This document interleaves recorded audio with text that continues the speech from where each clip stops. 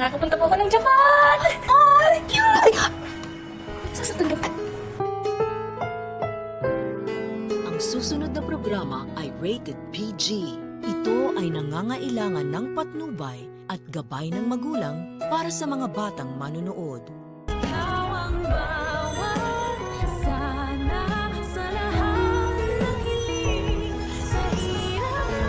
Madali nating mapapabagsak ng Apex. It's time to get what I deserve.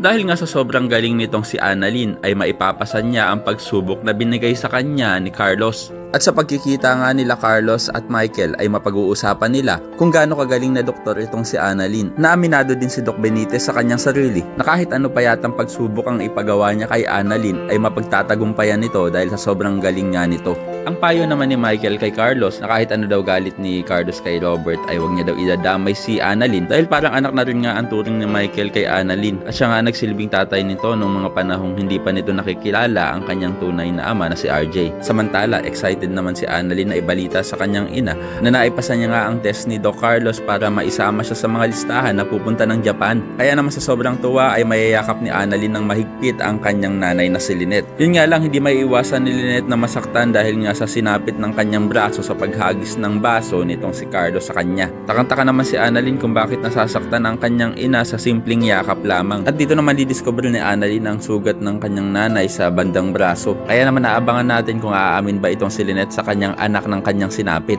Sa kabilang banda, magmi-meeting na naman sa conference room ang demonyitong mag-ama na sila Eric at Justin para sa mga susunod nilang plano kung paano mapabagsak ang Apex. At gustong-gusto na nga ni Justin na makitang lugmok sa kahirapan ang kanyang inang si Giselle at hindi niya nga yata ito mapapatawad kahit kailan. Kahit nga pinadala ng langit itong batang si Andoy para konsensyahin siya. Kaya naman ko isa ka rin sa mga natutuwa dahil nakapasa si Annalyn para makapuntang Japan ay pakilike ang video na ito and don't forget to subscribe.